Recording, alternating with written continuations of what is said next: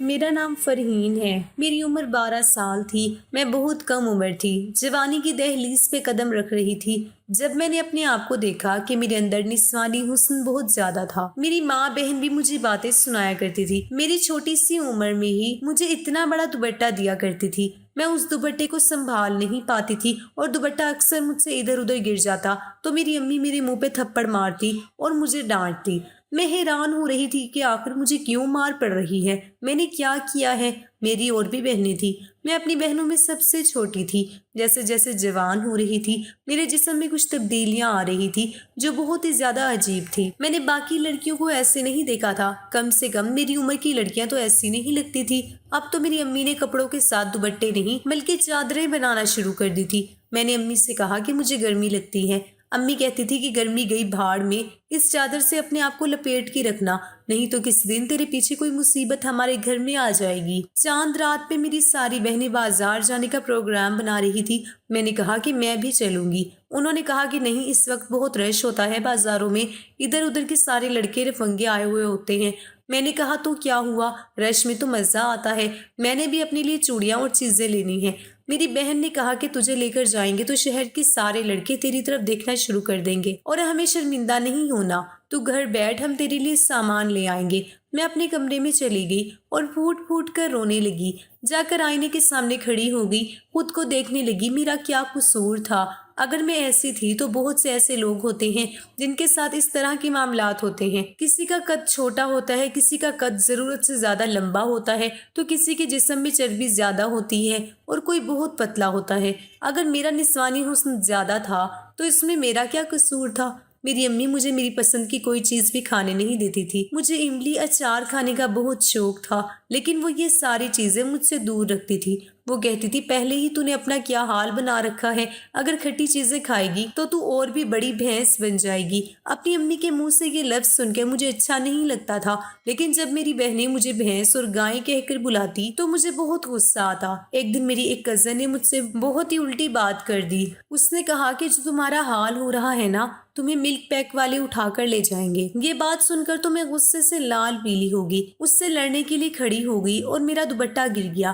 ہم لوگ ایک کزن کی شادی میں تھے، سب لوگ مجھے دیکھ کے حیران ہو رہے تھے۔ لوگوں نے میری امی سے سوال کرنا شروع کر دیا کہ آپ لوگ سب سے دور دور رہتے ہیں، زیادہ آنا جانا بھی نہیں کرتے، اور اس کو تو آپ کبھی بھی کہیں لے کر نہیں جاتی کہ کہیں کوئی ایسا معاملہ تو نہیں ہے کہ اس کی پہلے شادی ہوئی ہے اور آپ لوگوں نے کسی کو بتایا نہیں اور یہ طلاق لے کے واپس آ گئی ہے۔ میری امی نے کہا کہ آپ کیسی باتیں کر رہی ہیں، میری بیٹی کی شادی نہیں ہوئی ہے، ایسا کچھ نہیں ہوا ہے۔ بس اس دن کے بعد سے تو میری امی نے مجھے کسی بھی شادی میں لے کر جانا ہی بند کر دیا، اور یہ وہی عمر تھی کہ جب شادیوں میں جانے کا انسان کو بہت شوق ہوتا ہے کہ تیار ہو کر اچھے کپڑے پہنیں گے، سب کو دیکھیں گے، سلام دعا کریں گے، کھانا پینا ہوگا۔ لیکن میری امی نے اب مجھے کہیں بھی لے جانے سے توبہ کر لی تھی۔ آہستہ آہستہ میں جوان ہونے لگی تو میری مصیبتیں اور بھی زیادہ بڑھنے لگی۔ میری امی کو ہر 4 مہینے بعد میرے کپڑے بنوانے پڑتے تھے۔ اب تو وہ میرے کپڑوں کے اندر اتنا کپڑا رکھتی کہ اگر مجھے کپڑے تنگ ہو جائیں تو وہیں سے سلائی کر کے کپڑوں کو کھلا کر دے۔ وہ کہتی تھی کہ تیرے باپ کی تھوڑی سی تنخواہ ہے اور میں تیرے لیے ہر 4 مہینے بعد نئے کپڑے نہیں بنوا سکتی۔ میرے کپڑے بہت جلدی پھٹ بھی جاتے تھے اور ایک ہی جگہ سے پھٹتے تھے۔ میری ایک بہت اچھی دوست تھی جس کا بھائی باہر کے ملک میں ہوتا تھا۔ میں نے اسے اپنا مسئلہ بتایا۔ اس نے کہا کہ ایک دوائی ہوتی ہے، گولیاں ہوتی ہیں، ان سے یہ مسئلہ حل ہو جاتا ہے۔ اگر تو وہ گولیاں کھا لے گی تو تیرا نسوانی حسن کم ہو جائے گا اور تو بھی عام لڑکیوں کی طرح نارمل ہو جائے گی۔ یہ بات میرے دماغ میں بیٹھ گئی تھی کہ میں نارمل نہیں تھی۔ میں نے اسے کہہ دیا کہ وہ میری مدد کرے، مجھے کسی طرح وہ گولیاں منگوا کے دے دے، میں اسے پیسے دے دوں گی۔ اس نے کہا کہ پیسوں کی کوئی بات نہیں ہے، میں اپنے بھائی سے کہہ دوں گی۔ میں نے کہا کہ تمہارا بھائی سوال نہیں کرے گا؟ تو اس نے کہا کہ میں کہہ دوں گی کہ میری کسی دوست کو چاہیے، اب اتنا تو کرنا ہی پڑے گا۔ مجھے ابھی سے ہی بڑی شرمندگی ہو رہی تھی کیونکہ جیسے ہی وہ اپنے بھائی کو بتاتی کہ مجھے یہ گولیاں چاہیے، اس کا بھائی سمجھ جاتا کہ میرے لیے ہی منگوا رہی ہیں، کیونکہ میرا ان کے گھر میں آنا جانا تھا اور بچپن سے ہی سب لوگوں کی آنکھوں میں آ جاتی تھی کیونکہ میرا وجود ہی ایسا تھا۔ میں ساری ساری رات روتی تھی۔ کہنے کو میری 4 بڑی بہنیں تھیں، بڑی بہنیں بھی ماں کی جگہ ہوتی ہیں، لیکن انہوں نے کبھی میرے ساتھ کوئی اچھی بات نہیں کی تھی۔ میری ایک بہن کی منگنی ہو چکی تھی، 2 بہنوں کی شادی ہو گئی تھی، گھر میں رشتے آنے لگے۔ میری ایک بہن شادی نہیں کرنا چاہتی تھی، وہ پڑھائی کر رہی تھی۔ اس نے کہا کہ میں پہلے 16 جماعتیں پڑھوں گی پھر شادی کروں گی۔ اور اس نے کہا کہ آپ فرحین کی شادی کروا دیں، ویسے بھی اس وقت اس کے جو حالات ہیں اس کا رشتہ ہو جائے گا تو بہتر ہے، اس کا رشتہ تلاش کرنے میں تو بہت وقت لگ جائے گا۔ میری امی نے کہا کہ ہاں تمہاری بات ٹھیک ہے۔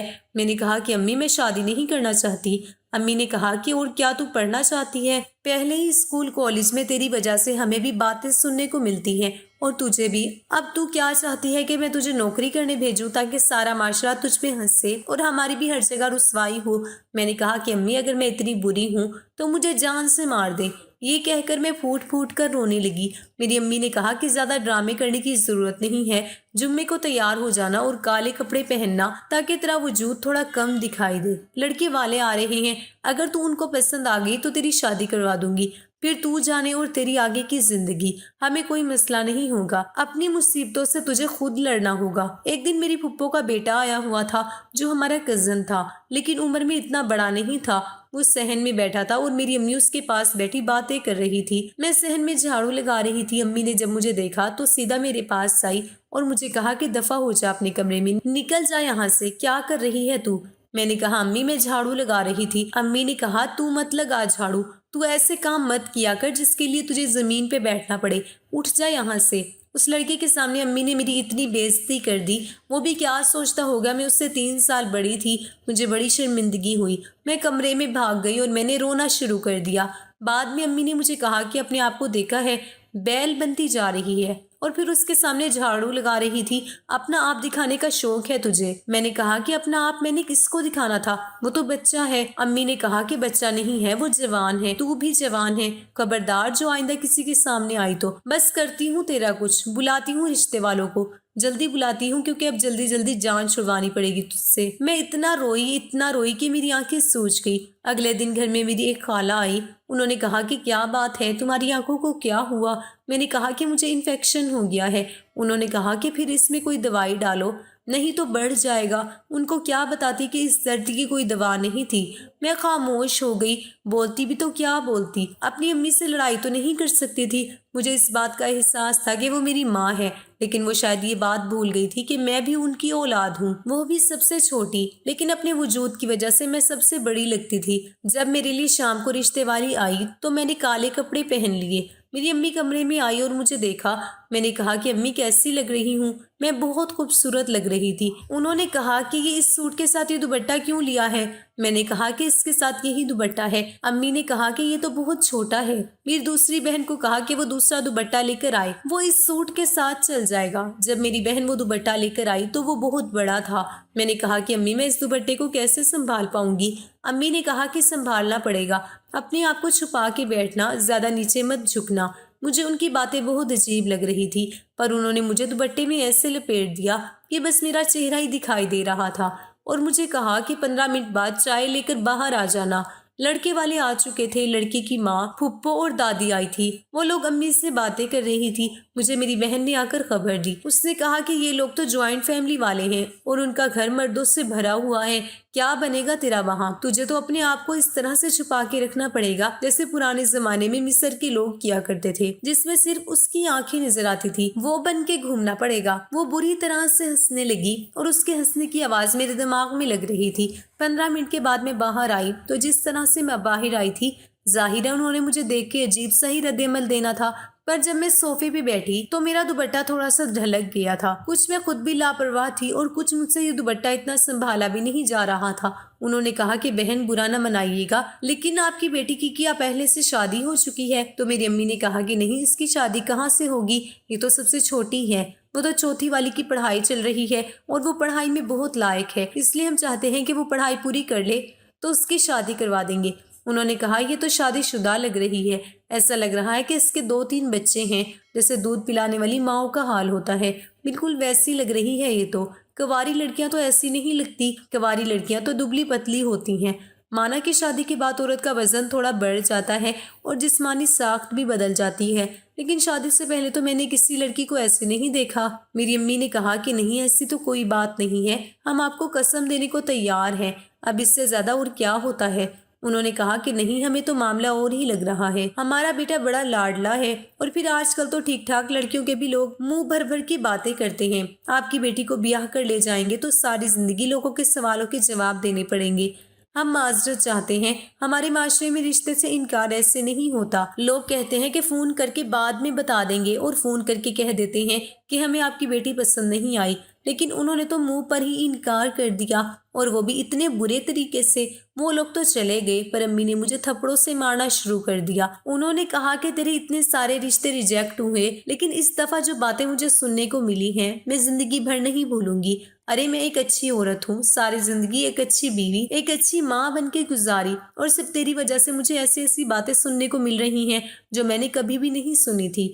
میں نے 2 دن تک کھانا نہیں کھایا، لیکن کسی نے مجھ سے یہ نہیں پوچھا۔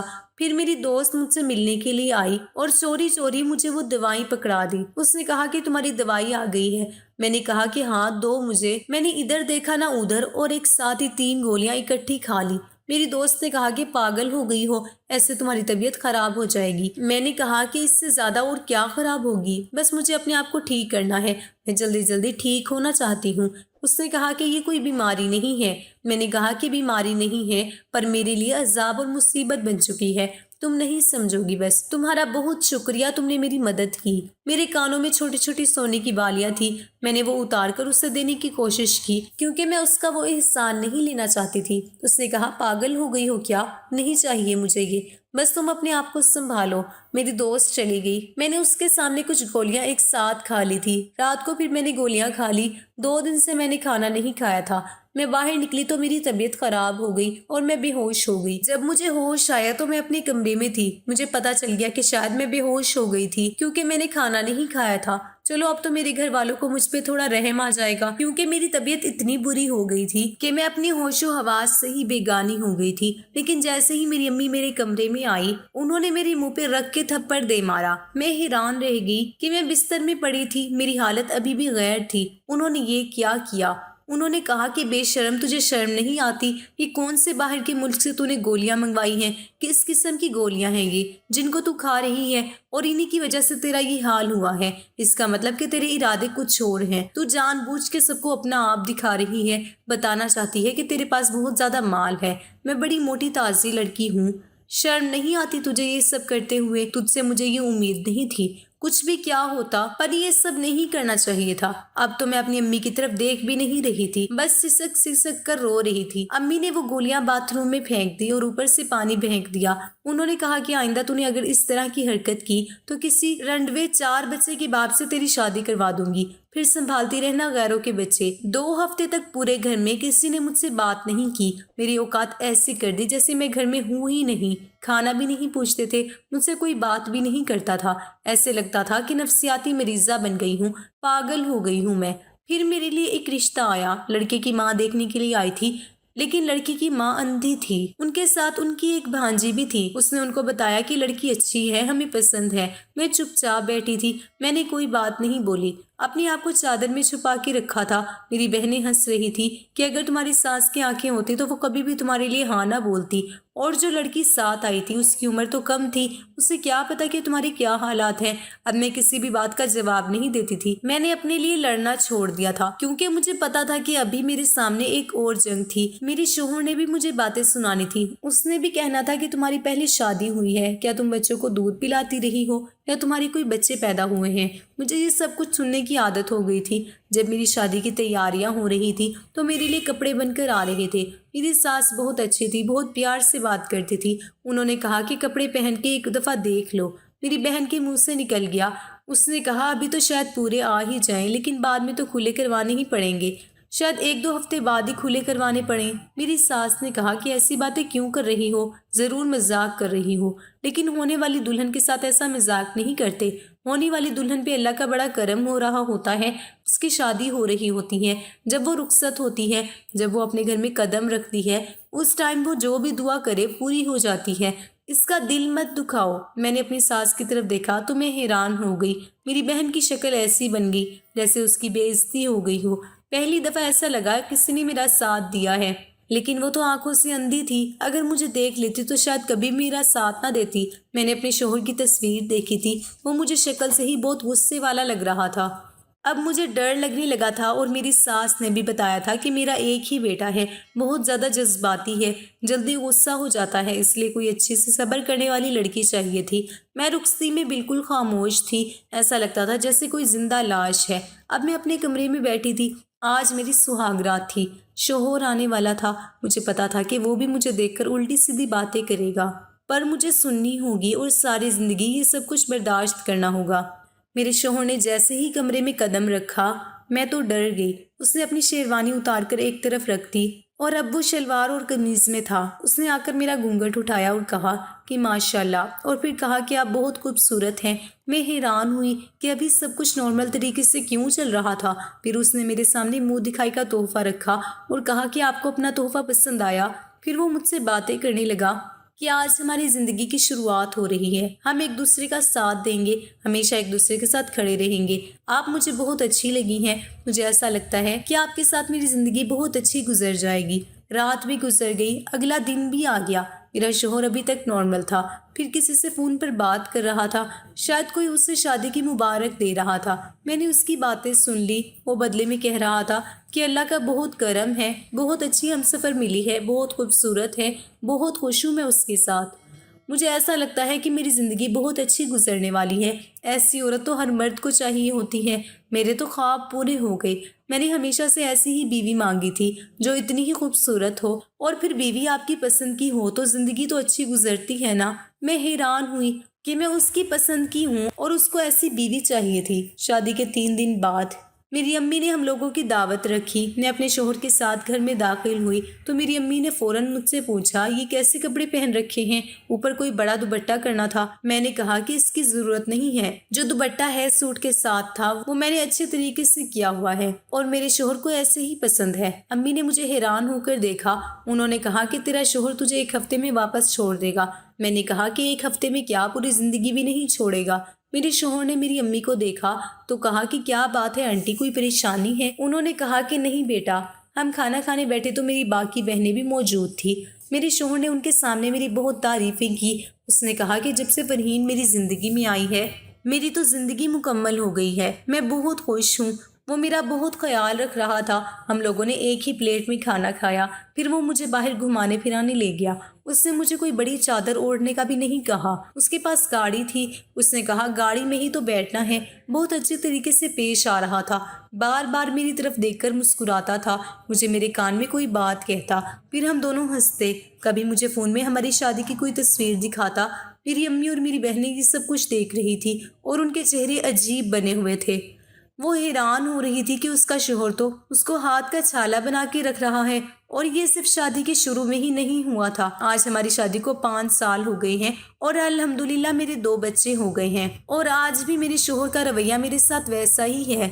ہم لوگ بہت خوش ہیں۔ شاید مردوں کو ان ساری باتوں سے فرق نہیں پڑتا اور ان کو یہی سب کچھ اچھا لگتا ہے۔ اللہ کا شکر ہے کہ میری ماں اور بہنوں نے تو میرے دل پہ بہت زخم لگائے، پر میرے شوہر نے وہ سارے زخم بھر دیے۔ مجھے اچھا شوہر مل گیا جو میرا بہت خیال رکھتا ہے، اور اس نے آج تک کبھی مجھے ایسی کوئی بات نہیں کی جس کی وجہ سے مجھے اپنا آپ چھوٹا یا کم تر محسوس ہو۔ میں اس کے ساتھ بہت خوش ہوں۔ اس کی ماں ایک اچھی عورت ہے اور اس کی ماں نے اس کی تربیت بہت اچھی کی ہے، اسے عورت کی عزت کرنے والا مرد بنایا ہے، اور یہ کوئی چھوٹی بات نہیں ہے۔ دوستو، ویڈیو کیسی لگی کمنٹ کر کے ضرور بتائیں۔ اگر سٹوری اچھی لگی ہے تو اسے لائک ضرور کیجیے گا اور ہمارے چینل کو سبسکرائب کر دیجیے گا تاکہ اگلی آنے والی ویڈیو کا نوٹیفیکیشن بر وقت آپ کو مل سکے۔ شکریہ، اللہ حافظ۔